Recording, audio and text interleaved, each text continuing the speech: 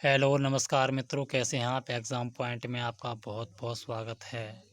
पढ़ना है तो ऐसे पढ़ो। हाँ मित्रों, यदि आपने कोई क्वेश्चन अपने दिमाग में सेट कर लिया और उसकी जिज्ञासा रखी जानने की, तो वो क्वेश्चन आपको कभी रट्टा मारना नहीं पड़ेगा और वह क्वेश्चन आपको हमेशा के लिए याद हो जाएगा। तो चलिए देखते हैं क्वेश्चन नंबर 1।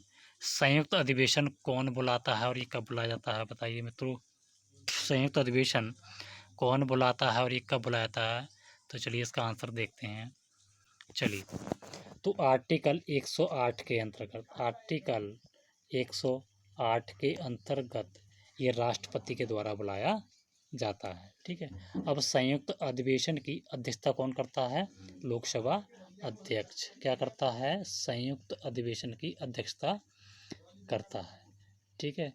अच्छा, ये किस कंडीशन में बुलाया जाता है? तो संयुक्त अधिवेशन संविधान संशोधन और धन विधेयक के संबंध में कभी भी नहीं बुलाया जाता है। Very most important question. ठीक है, एग्जाम में कई बार पूछा गया है ये और पूछा भी जाता है। ठीक है, कि संविधान संशोधन और धन विधेयक के संबंध में संयुक्त बैठक कभी भी नहीं होती है। संयुक्त बैठक केवल साधारण विधेयक के संबंध में ही होती है। और कब होती है? जब राज्यसभा और लोकसभा में साधारण विधेयक को लेकर क्या हो, आपस में गतिरोध हो, तब ये राष्ट्रपति द्वारा बुलाया जाता है। चलिए क्लियर। नेक्स्ट, क्या है वित्तीय आपातकाल, बताइए मित्रों। क्या है वित्तीय आपातकाल, बता सकते हैं इसके बारे में? चलिए इसका आंसर देखते हैं क्या होगा। देखिए, अनुच्छेद 360 के अंतर्गत, आर्टिकल 360 के अंतर्गत कौन? राष्ट्रपति मंत्रिपरिषद की सलाह से, किसकी? मंत्रिपरिषद की सलाह से आर्टिकल 360 के अंतर्गत देश में वित्तीय आपातकाल लगाता है। और वित्तीय आपातकाल की अवधि है 2 माह। कितनी अवधि है इसकी? वित्तीय आपातकाल की अवधि कितनी है? अधिक से अधिक 2 माह तक। ठीक है। और ये भी क्वेश्चन जान लीजिए, ये भी क्वेश्चन एग्जाम में पूछा जाता है। वित्तीय आपातकाल भारत में अब तक एक भी बार नहीं लगा है। ठीक है, वित्तीय आपातकाल भारत में अभी तक एक भी बार नहीं लगा है। चलिए क्लियर। नेक्स्ट, क्या है लोक लेखा समिति, बताइए मित्रों। क्या है लोक लेखा समिति, इसका निर्माण कैसे होता है, इसका संचालन कैसे होता है, बताइए मित्रों। चलिए इसका आंसर देखते हैं। चलिए, तो बताते हैं आपको लोक लेखा समिति के बारे में। तो लोक लेखा समिति में कुल 22 सदस्य होते हैं। कितने सदस्य होते हैं लोक लेखा समिति में? कुल 22 सदस्य। लोकसभा से कितने होते हैं? 15 होते हैं। वहीं राज्यसभा से कितने सदस्य होते हैं? 7। ठीक है। तो लोक लेखा समिति में कुल कितने सदस्य होते हैं? 22 सदस्य होते हैं। 15 लोकसभा से होते हैं, 7 राज्यसभा से होते हैं। ठीक है। अब बात आती है कि लोक लेखा समिति के सदस्यों का चुनाव कैसे होता है। तो लोक लेखा समिति के सदस्यों का चुनाव एकल संक्रमणीय मत प्रणाली द्वारा होता है। ठीक है। चलिए नेक्स्ट, लोकसभा अध्यक्ष इस समिति का अध्यक्ष चुनता है। कौन चुनता है? लोकसभा अध्यक्ष इस समिति का एक अध्यक्ष भी चुनता है। वह अध्यक्ष सामान्यतः किसका होता है? विपक्षी दल का सदस्य होता है। ये क्वेश्चन मोस्ट इम्पोर्टेंट एग्जाम में कई बार पूछा गया है कि लोकसभा अध्यक्ष लोक लेखा समिति का अध्यक्ष कैसे चुनता है? पक्षी दल का क्या विपक्षी दल का? तो इसका आंसर हो जाएगा मित्रों विपक्षी दल का। ठीक है। चलिए नेक्स्ट, क्लियर।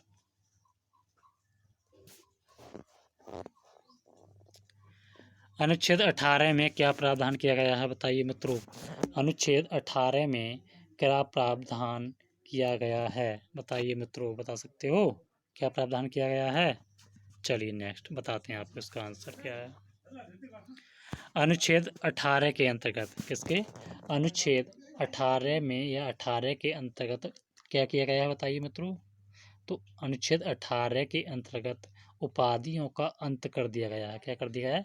उपाधियों का अंत कर दिया गया है, सिवाय सेना और विद्या संबंधी उपाधि या सम्मान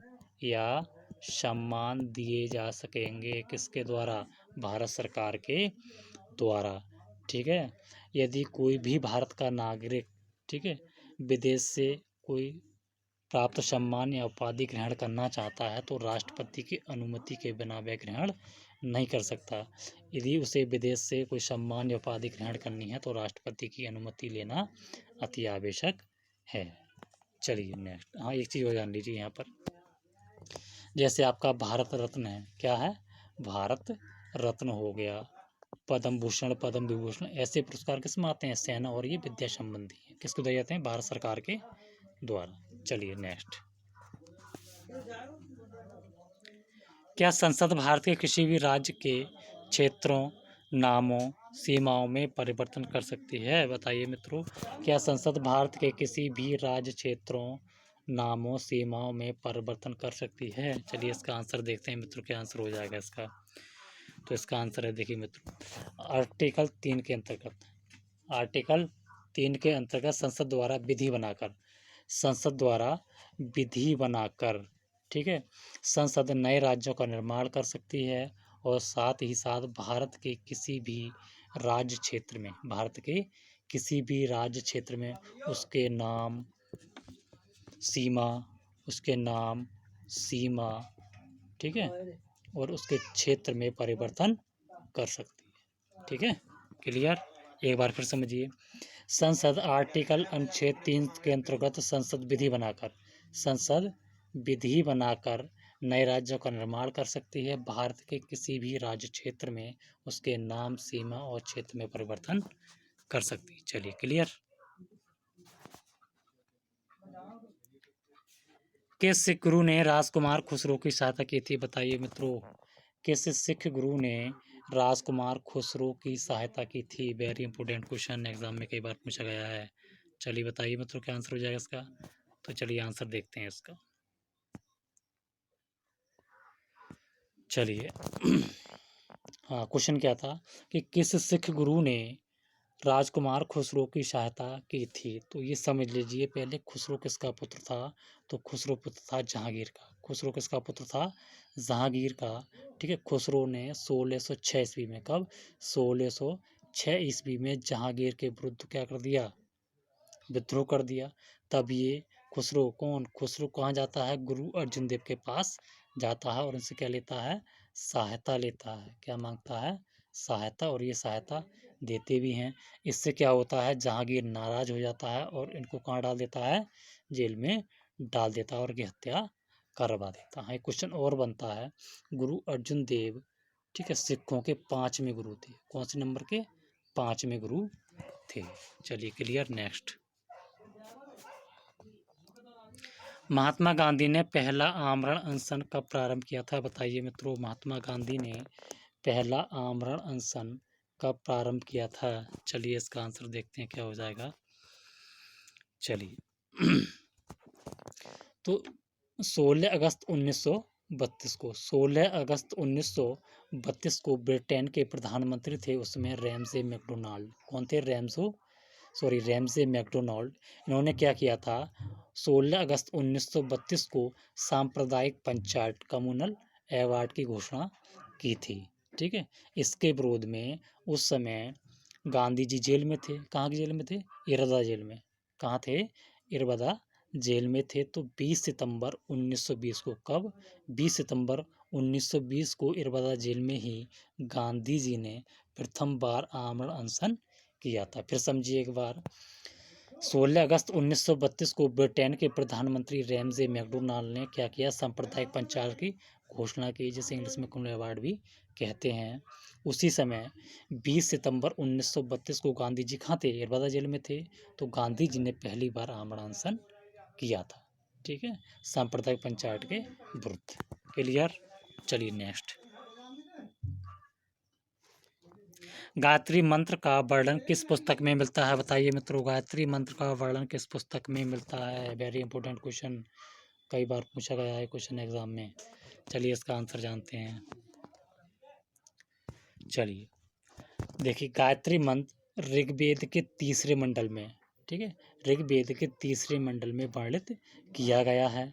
ठीक है, गायत्री मंत्र ऋग्वेद के 3 मंडल में वर्णित किया गया है। इसका गायत्री मंत्र का वर्णन किया गया है। अच्छा, गायत्री मंत्र की रचना किसने की है, ये भी जान लीजिए, गायत्री मंत्र की रचना किसने की है, ऋषि, ठीक है, विश्वामित्र ने की है। ठीक है, और ये गायत्री मंत्र किसको समर्पित है? सूर्य को। किसको समर्पित है? सूर्य को। चलिए एक बार और देखिए, तो गायत्री मंत्र का वर्णन ऋग्वेद के किस मंडल में है? तीसरे मंडल में है। गायत्री मंत्र की रचना किसने की है? विश्वामित्र ने की है। और ये किसको समर्पित है? ये सूर्य को समर्पित है। चलिए क्लियर। नेक्स्ट,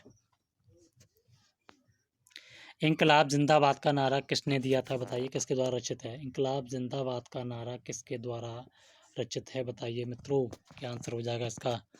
चलिए बताते हैं इसका आंसर क्या है।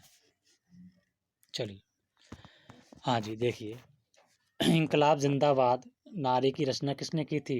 किसने की थी? मोहम्मद इकबाल ने इंकलाब जिंदाबाद नारे की रचना की थी। लेकिन सर्वप्रथम इसका प्रयोग किसने किया था? भगत सिंह ने। किसने किया था? भगत सिंह ने। ठीक है, चलिए नेक्स्ट, व्यक्तिगत सत्याग्रह आंदोलन किसके द्वारा प्रारंभ किया गया था? बताइए मित्रों, व्यक्तिगत सत्याग्रह आंदोलन किसके द्वारा प्रारंभ किया गया था? बताइए। तो चलिए इसका आंसर देखते हैं क्या हो जाएगा। चलिए, हाँ, तो व्यक्तिगत सत्याग्रह प्रारंभ किया था आपके महात्मा गांधी ने। किसने प्रारंभ किया था? ये महात्मा गांधी ने 17 अक्टूबर, कितना?